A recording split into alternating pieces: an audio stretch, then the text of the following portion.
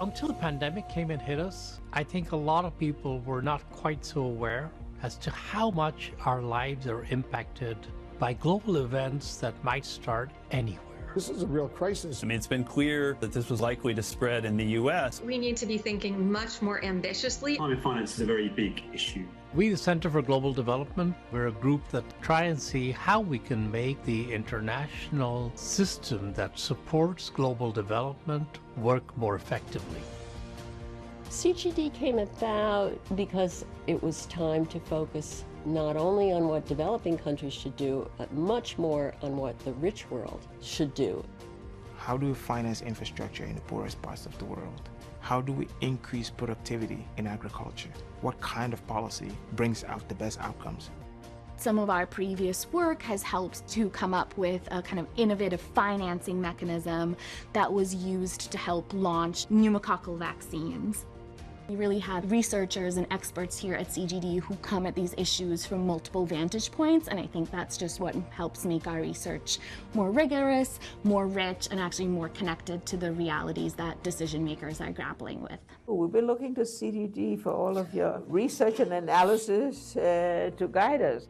So CGD is nonpartisan. Because of that, over the years, that credibility has given us significant convening power. Our government highly values the work. What CGD is about is you can ask those difficult questions that people refuse to ask and actually find solutions. We're thinking about how climate change will impact migration patterns, how that will in turn have impacts on people's health. It's challenging to be able to align budget with ambitious programmatic goals, but it can be done. Every single time that we're able to get it right, it means we're reducing significant poverty. If you can help to make things a little bit better, that's a good way to spend your time.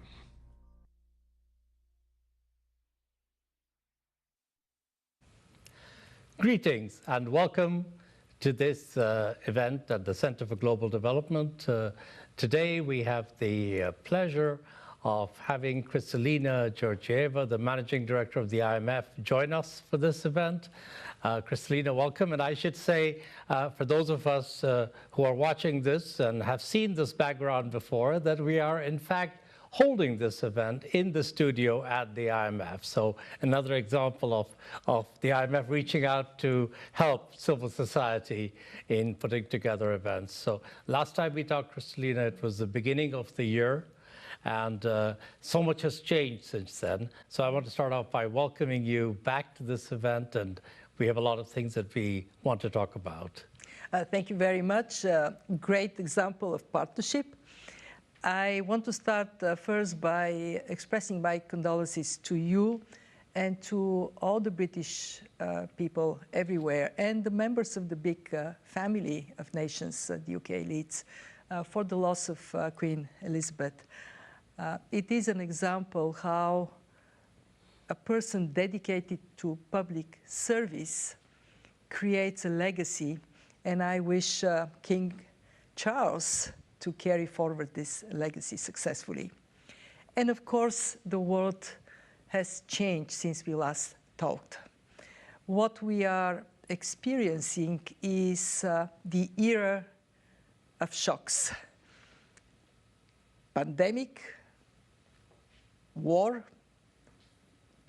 and now cost of living crisis. Shock upon shock upon shock. What we recognize is that it is for this world our institution exists. How we can buffer countries against the devastating force of these shocks, but also more and more how we can help them build resilience for the future. So I want to come back to this question. I think you're very right that we are at an inflection point. I really do think that the next decade, at least, we're going to be living in a period of much more volatility, more shocks, probably more frequent, maybe more extreme. And how the system adapts to it, how institutions adapt to it, how countries adapt to it is something we want to come back to. Very immediately, of course, one of the shocks is the food crisis. food crisis has hit many countries, but particularly low-income countries who are importers of food, of energy, and their balance of payments taken a hit. I saw in the news yesterday and then today that the IMF has or is proposing or is discussing still the idea of coming up with a special facility that would provide emergency financing to countries through the new window in your facilities. You did something like this at the time of COVID, and I want to get a little bit of sense from you of how you see that moving forward, how many countries likely to be impacted, how big a difference will that make? We had a very good discussion with our board of directors informally yesterday, and I came out of it very positive that there is a sense it is a necessity and we have urgency to act, which we will do. So why a food shock window in our emergency financing? Because cost of living is a problem everywhere. But the part of cost of living that concerns food and the very availability of food is the most dramatic shock people and countries are experiencing. We want to help them go through this period of time. Of course, as one of the institutions that are charged with the support for more vulnerable countries. What we are proposing is to increase access to emergency financing for a year to countries that are most vulnerable, either because they are importers of food with low income and the cost of import has skyrocketed for them, or because they are affected by other factors. Take the case of Ukraine, that is an exporter of food but cannot achieve the full value of export that otherwise it would have done without this war. When we look at the universe of countries that are eligible, we set aside those where there is already interest and demand for a fund program, or a fund program is in place and we can augment it. Why? Because a fund program of a larger size with more direct involvement with the country is a better option. Right. We concentrate on countries that would not be able to benefit from fund programs as of now. And we are proposing one more innovation, which is to get more involvement of our board of directors on the cases that are more complex or where we are building a pathway to a full-fledged fund program. When I look into the likely beneficiaries, we see about 50 countries that meet the criteria of vulnerability, and out of these 50 countries, perhaps 20 to 30 are the most immediately in need to take advantage. Let me stress that we don't want to substitute for grant financing. If grant financing is available, of course, the fund steps back. But the situation is so difficult that funding simply doesn't cover the needs as of now, of the availability now. So comes the annual meetings, I'm very hopeful that we would have the stamp of approval of our board of directors, and we would move swiftly to support countries that turn to us. So that's great. So this has been one of the issues that people have been asking about, saying, you know, the IMF could come up with some kind of window to respond to the countries most impacted, and that's exactly what this seems to be in the making. So we've got a month or so to get it in place. You've got some subset of those 50 countries that will be ready to move forward quickly. Others will take a little longer. And then there's also the other countries. And if you look at the other countries, particularly if you think about emerging markets. Emerging markets in the first 2020, 2021 didn't come to the fund in the numbers that people had anticipated, partly because the markets were open, they were able to access financing. Now the markets are not so open, interest rates are rising, dollar is appreciating, many emerging markets are feeling the pressure. What's your thinking about both the likelihood, the demand? Do you see some sense of people approaching? And also, is it mainly that they should come for the kinds of instruments you have, or are you also thinking about different kinds of instruments because there is always that little issue of stigma that holds back countries from coming when they should. So I want to get a little bit of the sense of you and your colleagues. What are you thinking about that? Let me answer with 2 points. Right. Point number one, we do see an increase in demand for fund support. Let me clarify that since 2020, we actually had 93 countries benefiting from fund support.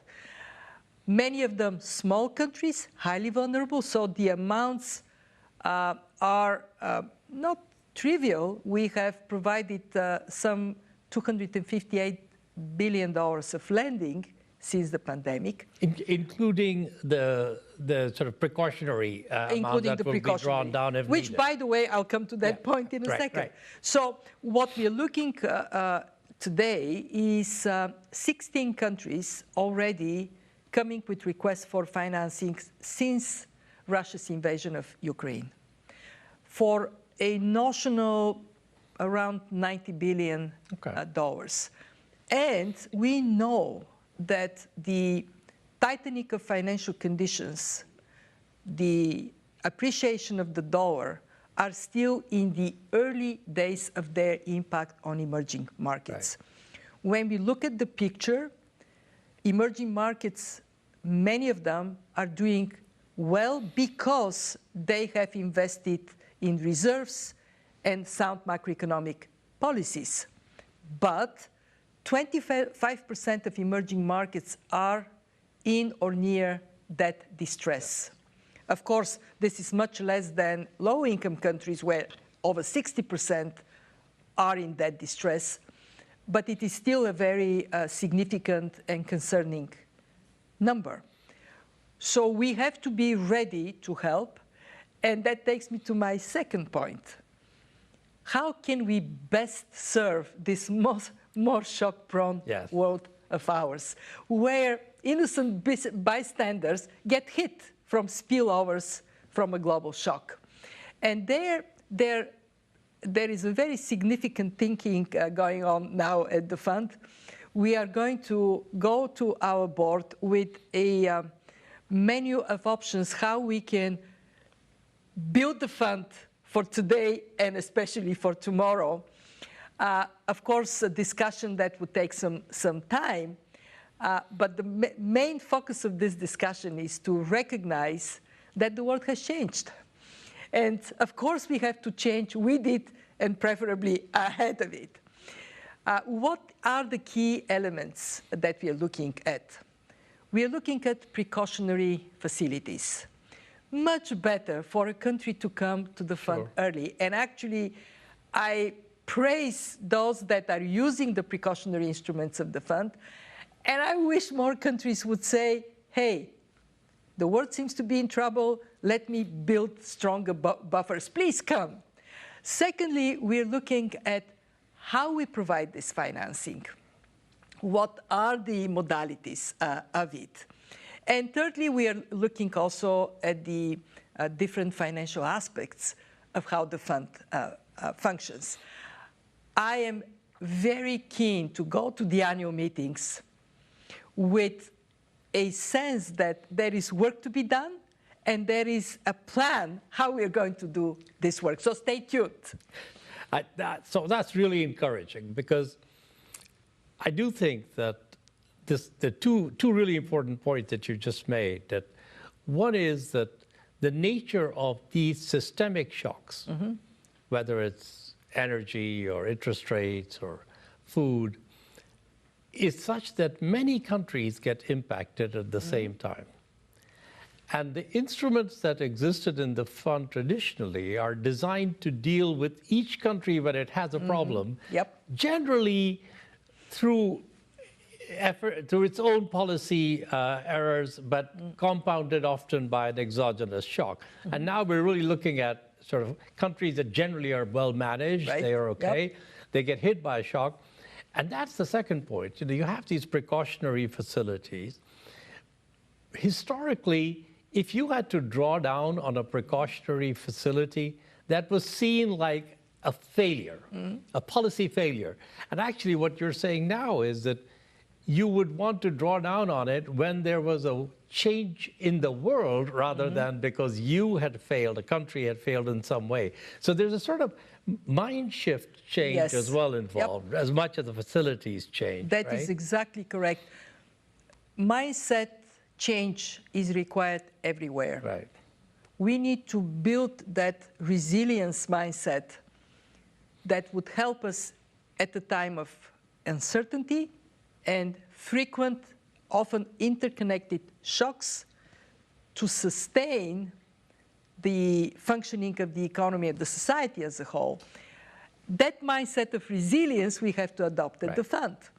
And when we talk about resilience, we need to understand that the narrow definition that we have applied, successfully by the way, serving the membership well over the decades, that was primarily focused on financial sector, fiscal, is not quite enough. We have to look at resilience in a more comprehensive manner. Resilient people, educated, healthy, with sound social protection floor under their feet. Resilient economy, including resilience of supplies. And of course, resilient planet. Right. And then look at our policy advice in that more comprehensive way. I want to praise Christine Lagarde because under her leadership, the fund started looking at social protection. And now, during the pandemic, that has paid off because we were much more effective, much faster to support countries. She started looking at climate. Why is this a macro significant topic? Why we have to take it on board? And I am proud that I'm taking her legacy, moving it forward, and doing so with fairly broad understanding and support of the membership. So resilience is something that you've just pointed out, has many dimensions. And I want to come to the resilience well, you created an instrument, which is the Resilience and Sustainability Trust, which deals with one dimension of it. And I want to come to that. But just before that, I do want to say that one aspect of this reacting to global shocks is that countries that have a program already with the IMF then get hit by a global shock. And that requires them to augment the size of their program. And one thing that triggers is a higher pricing, which is surcharges that the fund has. Now, historically, the reason for surcharges, of course, was that you didn't want to have people relying too often and on very large amounts for IMF financing.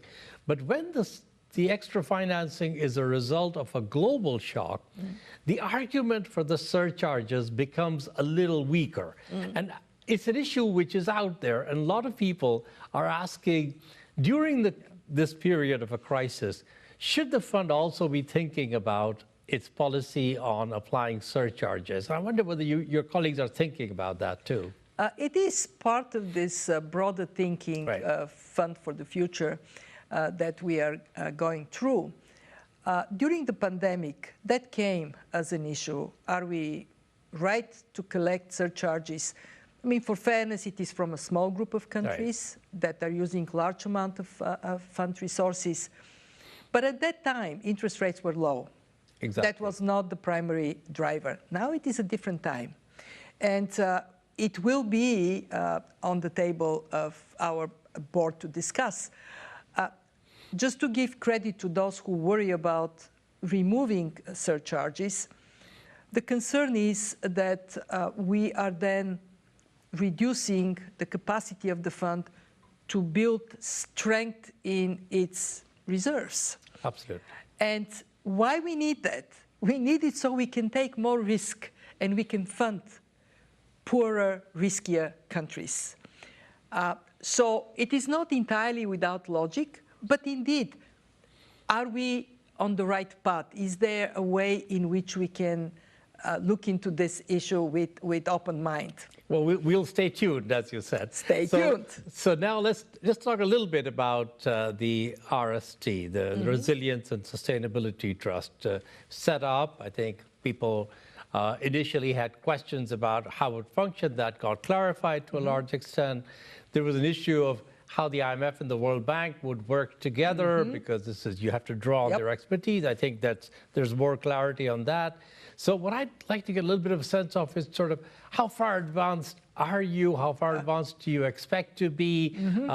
We're not quite sure whether people have actually put money into the RST yet. Has somebody signed up on it? We hear 3 countries have asked for assistance. So anything more specific? And maybe just a small plea from somebody who watches the fund is that, the IMF is really quite remarkable in being transparent on many fronts, I think. And it's a great tribute to you and to your predecessors that the fund has become that way. But on the issue of SDRs and RST, it's a little hard for outsiders to dig through and figure out where things stand. So over to you. Well, let me first say that the SDRs are somewhat opaque. It is not the easiest to explain instrument. The way I usually talk to layman audience, to laywomen audience, is to say the fund has this collective strength and it deploys it to create reserves for all members. Now, what we have done is recognize the obvious, that all members get increase in reserves, but not all members need it. And as you know, the origin of the RST is in countries committing to own land through the IMF for the Resilience and Sustainability Trust. Where are we today? Spain is the first country that deposited their contribution, 1.9 billion euros.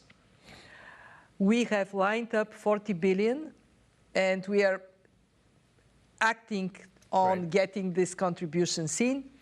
Our goal is 45 billion, possibly even more, provided that we can demonstrate both demand and success.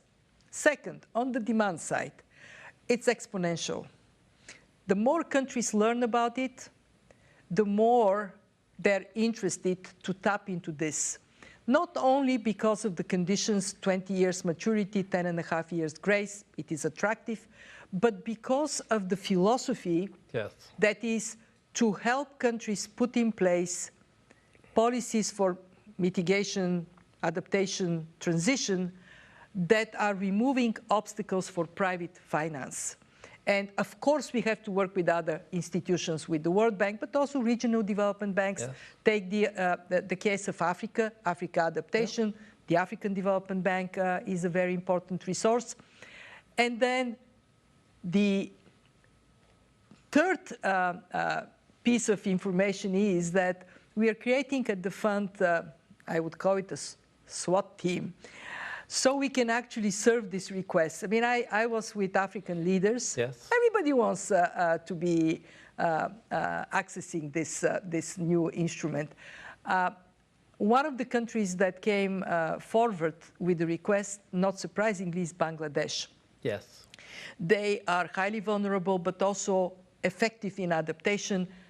I know we can be a positive factor for Bangladesh. So let's see which would be the country to cross the finish line first, but we would like to demonstrate through successful examples how the RST works. I invite everybody who is interested in the topic to work with us, and actually we are going to create a series of roundtables once we have the money secured, which I guarantee you by the annual meetings would be a fact. So by the time of the annual meetings, I mean, you sound very confident that it'll take some time to do the actual administration, but you're on track to get 40 billion of SDRs equivalent put in to be able to on-lend them through the RST. And by the time of the annual meetings, do you anticipate that some of these countries that want that support will have advanced to a point where, when are we going to start seeing the first disbursements? Because until then, this is all a plan, right? So, I don't want to get bogged down in a particular date, but our objective is by the end of the year to have moved some of these requests. And of course, we would be careful because we are also learning. Yes. And yet, you're absolutely right. People want to see what is it, how does it look like, and that would be done speedily after the annual meetings. And do I understand correctly that to be able to access support from the RST, the country will also need to have an IMF program of some kind, dispersing or non-dispersing alongside? Yes, this is correct. And why is this requirement? Of course, when we learn more from the experience of the RST, we would take stock. There may be some refinements. Right. The requirement is there because we want to build strong policy foundation for the RST. And of course, when we have a program engagement that deepens the understanding of our teams of priorities of the country, and it is a good platform to build on to have the RST. We will be open to, as you said, different forms of engagement with the fund, disbursing or non-disbursing. What we are also thinking ahead, what if we have a country that is in very strong standing, doesn't need any form of engagement? A question to be answered. Right now, our objective is get it going. Let's get the fuse started. Yes, get it started. I think in a way, the SDR, the whole SDR recycling, rechanneling debate has so far been, very active at one level. RST is the very good example. It's the most advanced form of recycling alongside the PRGT that already is there. There's been discussions about using some MDBs, and that's sort of advancing. But as of now, you don't see many of those SDRs working their way into the balance, into the budgets or balance of payments of countries, with the exception of some of the disbursements through the PRGT, I guess. I agree. Once we establish the new foot shock window, for countries that are eligible for the PRGT, it is actually going to be funded through SDR. From SDRs that are provided to the fund to on-lend. Right. And in that case, you would see more immediately the connection between making the recycling work and actually real money going real money going to countries. And of course, the RST has to be operational to show the flow of money. I am confident that if we are to demonstrate how good a public service this is, that it is actually a global public good, that we might see even higher level of commitment from countries. And higher level of demand on the other side. And higher level of demand on the other side, yes. So I guess, are you comfortable that you have enough subsidy financing sitting there to be able to do all this in the PRGT? I mean, do we need to start thinking about augmenting that? Do we need to come back to questions of, don't forget, there's the IMF goal that periodically resurfaces as a topic. So, well, you wouldn't be surprised for me to tell you that these are questions that countries are already asking, members are already asking. Right. On the subsidies, I use this forum to say to those who are better off and haven't yet stepped up on our call for subsidy resources, please consider it. It would make our ability to help the most vulnerable countries stronger. We are still short. I can tell you where exactly we are on the SDRs on lending. We are 2/3 to 3/4 up to the target. But on subsidies, to complement this on lending, we are only around 40% to target. So what are we doing? One, you know the colleagues in the finance department, they are very creative in finding ways in which subsidy resources can be provided, including using interest on SDRs and making that work for subsidies. And of course, the question of a small gold sale for some countries is an open question. Yeah. So let's move. I know we want to stay to our time. So the one topic which I think is very much out there is debt. Mm-hmm. Yes. And you know, the state of play is well known. It's been difficult to get progress. There's some progress on the common framework, but not what anybody had hoped for.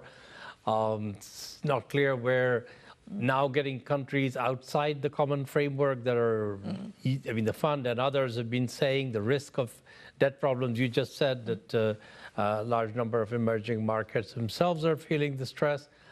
So over the next 2 years, debt problems are going to get worse rather than better. And yet, the difficulty of getting the creditor countries together, which include China and the Paris Club and the non-Paris Club creditors, all thinking alike, has really bedeviled progress. And the private sector creditors also have really not been as forthcoming as one would have expected.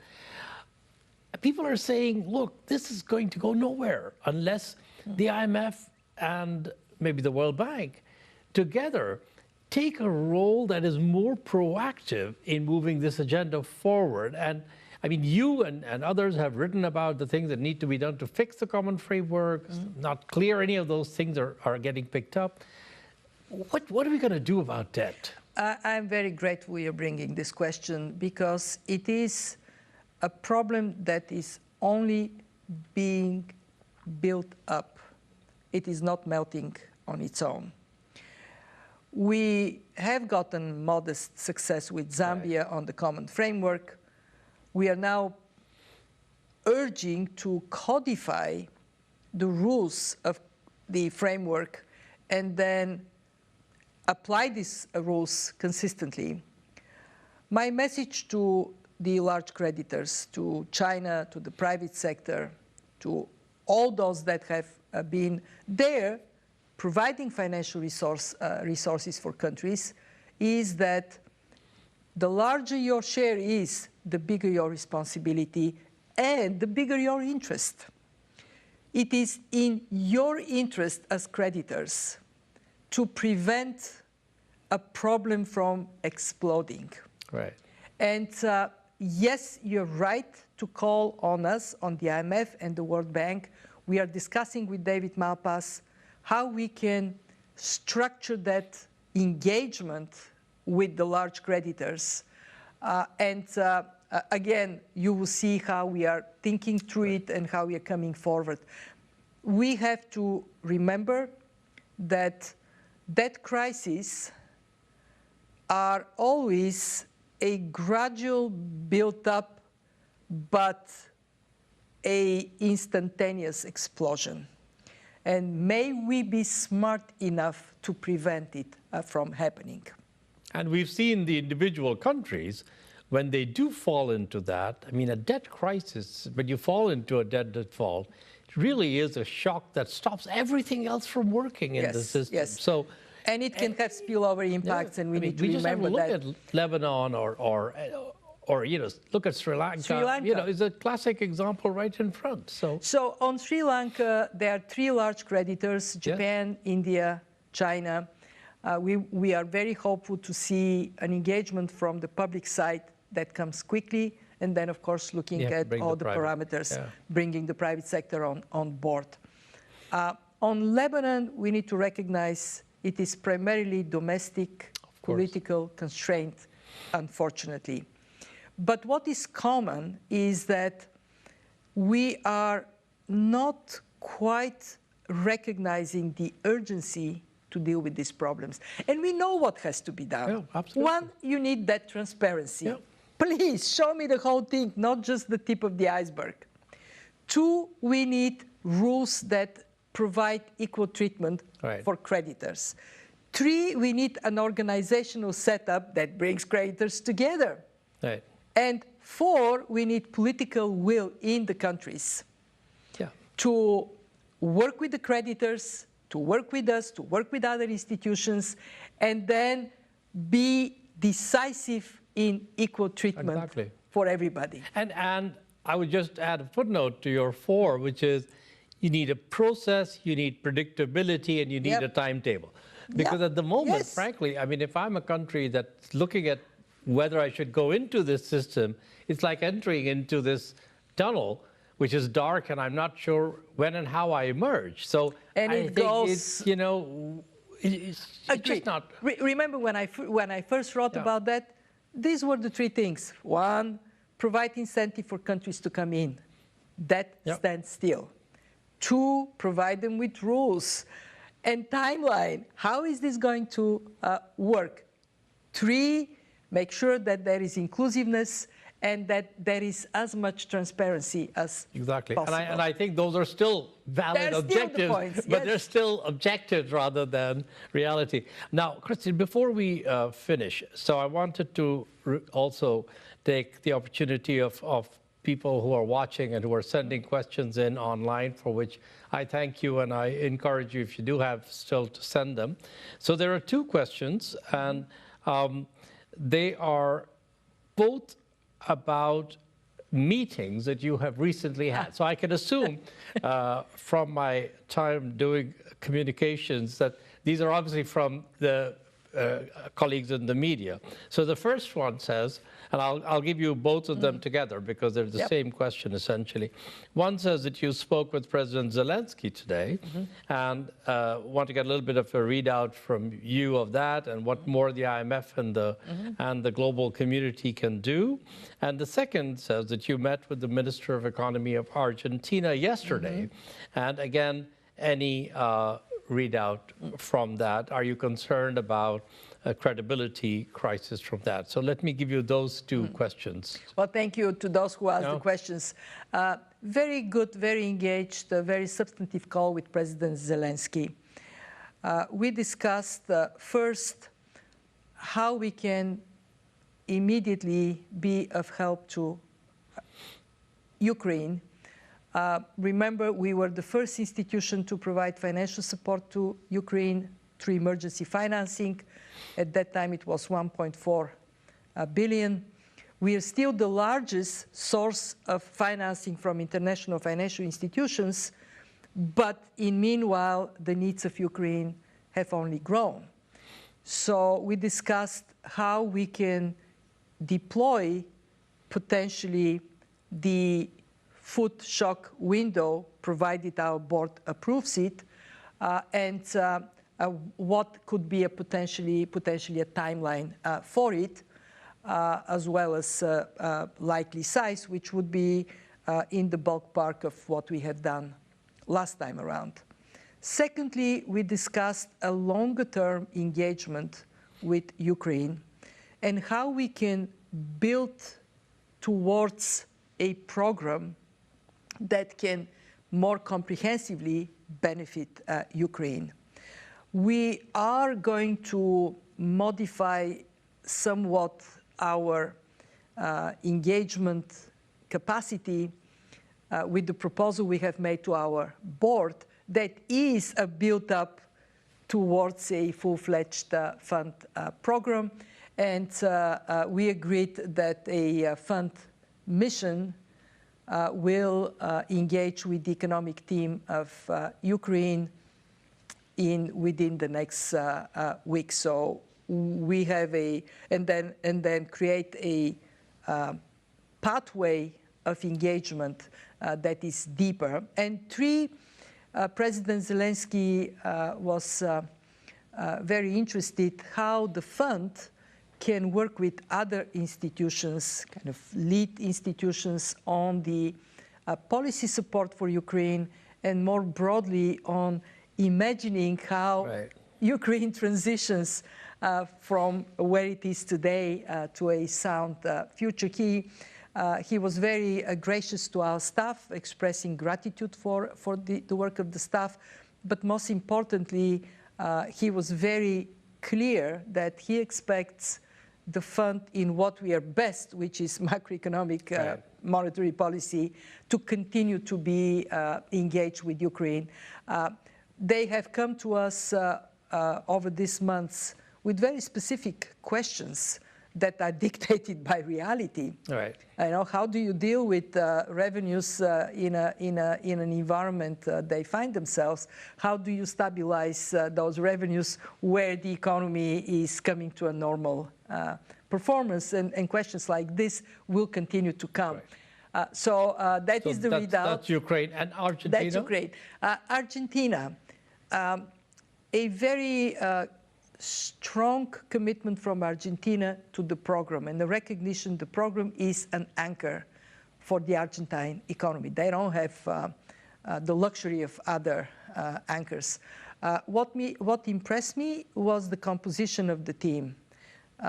Minister Massa came together with the central bank governor and the key people of his team, and that is a good signal that we have a whole of government approach to implementing the program. We are at the time when he soberly recognized, and of course I soberly recognized, the problems Argentina faces are very significant. And on top of the list is inflation. That is devastating, especially for the poor people of Argentina. So how to work together to address this problem, some accumulated over time, successfully. That was a conversation that actually extended. I was late for chairing the board, very substantive. And I came out of it with the sense that we have a partner with whom we can work well. Great. So, Kristalina, I want to say I'm really happy that we were able to have this conversation today, because I know you have in a couple of weeks, you'll be doing your curtain raiser speech, which focuses more on the global economy, and we'll look forward to that. But I think what you've given us today is a very good sense of how you and the institution are taking on board the sort of changing global reality within which we are going to have to work, not just to deal with the current crisis, but with a new wave of shocks, one upon the other, if you like, and also with the work program and with many deliverables between now and the annual meetings and in the months ahead. So we will be tracking progress on all of that, and I hope that we have an opportunity once we're through the annual meetings to then take stock on and see how far these innovations are addressing the problem. Yes. And we're very open. I think you'll find many people outside who are very open to engage with your colleagues to try and find ways to make sure that this is the most responsive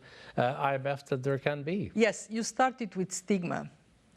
We ought to put it in the past, put it behind us. Right. Why? Because if countries don't come in a timely way, they hurt themselves, but they also hurt the rest of the world economy. I want to end up with two thanks. One, to you, to your colleagues, and to everybody who is willing to give us a helping hand in this very complex and uncertain time we find ourselves to be. Two, to my staff, the staff of the IMF. These are admirable people. They work extremely hard. And I cannot tell you how impressive it is to see them coming up with this fresh thinking for the sake of the membership. Well, thank you to you. Thank you to all your staff, and looking forward to continuing this conversation. Thank you.